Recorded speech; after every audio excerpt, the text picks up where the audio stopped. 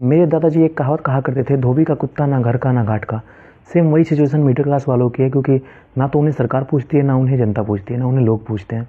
मैं ऐसा क्यों कह रहा हूँ, क्योंकि 2026 में 1 फ़रवरी को सबसे ज़्यादा अगर बजट का कोई वेट कर रहा होता है तो वो मिडिल क्लास फैमिली होती है, क्योंकि उन्हें मिडिल क्लास फैमिली को सबसे ज़्यादा उम्मीद रहती है कि हमारे बजट के हिसाब से कुछ ऐसा बजट निकलेगा जिससे हमें राहत मिलेगी, महंगाई हम लोग झेल पाएंगे या महंगाई में कुछ राहत मिलेगी। पर दोबारा से निर्मला सीतारमण ने, जो कि फाइनेंस मिनिस्टर हैं हमारी, उन्होंने एक बहुत तगड़ा तमाचा मारा है मिडिल क्लास वालों पे, क्योंकि उनके लिए बजट के नाम पे कुछ भी नहीं है।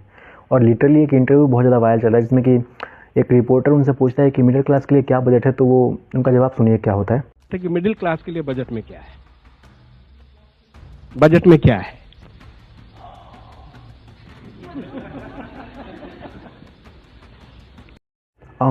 मुझे नहीं पता इसका मतलब क्या होता है। अगर किसी को इसका मतलब पता हो तो प्लीज़ बताना यार, क्योंकि मेरे हिसाब से इसका मतलब है कि आपके लिए कुछ है ही नहीं, आपको सिर्फ बेवकूफ़ बनाया है हमने और कुछ भी नहीं, और आप बन रहे हैं। और आगे भी ये सिर्फ रुकी नहीं, ऐसा नहीं कि उन्होंने बोल के रुक दिया, नहीं, उन्होंने आगे भी एक्सप्लेन की कि हमारे लिए क्या लेके आई हैं, मिडिल क्लास के लिए क्या बजट लेके आई। इन्होंने कहा कि हम तुम्हारे लिए इंफ्रास्ट्रक्चर बना रहे हैं, हॉस्पिटल बना रहे हैं, और जीएसटी तो ऑलरेडी यार कम हो चुकी है, तो उसमें क्या ही कम करें। अगर कम करेंगे तो हमारी सरकार की रिवेन्यू पे कमी होगी, दिक्कत आएगी। भाई कौन सी दिक्कत आएगी? और सरकार की रिवेन्यू का यूज़ इस्तेमाल किस चीज़ में हो रहा है? क्या वो मुंबई के फ्लाईओवर बनाने में हो रहा है, जिसका हाल ये है कि उस पर लोग ना तो जा सकते हैं ना आ सकते हैं? या फिर बनारस में उड़न खटोला जिसमें कि 800 करोड़ रुपए लग गए 2 किलोमीटर बनाने के लिए? मुझे तो लग रहा है शायद वही रिवेन्यू बचाने के लिए इनको ये बात कहनी पड़ गई। मतलब हमारे टैक्स का इस्तेमाल इन सब चीज़ों में हो रहा है जिस पे हम लोग कभी चल नहीं सकते यार। इस फ्लाईओवर पे कभी चल सकते हैं हम लोग? नहीं चल सकते यार।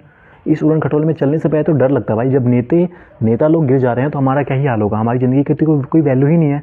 अगर वैल्यू होती तो बजट में ये हाल ही नहीं होता, और अगर वैल्यू नहीं है तो इन सब चीज़ों का हम लोग के लिए यूज़ ही नहीं है। और कौन पागल होगा जो इस फ्लाईओवर का यूज़ करेगा?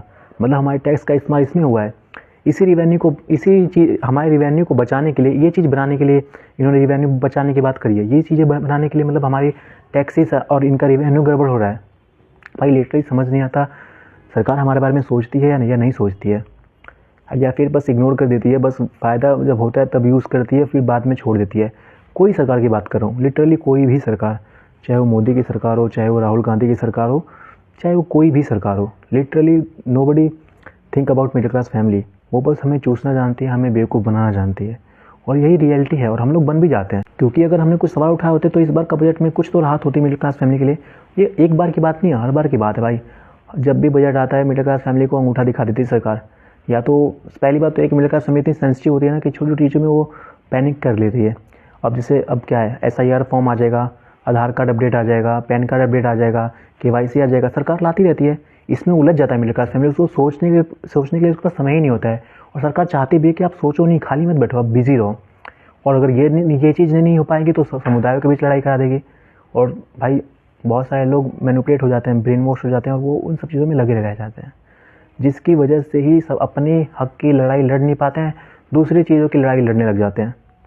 और देखो, सरकार कभी किसी की होती नहीं है, ये हम लोग को समझना पड़ेगा। सरकार कभी ना हमारी थी, ना आपकी है, ना कभी किसी की सरकार होती नहीं है।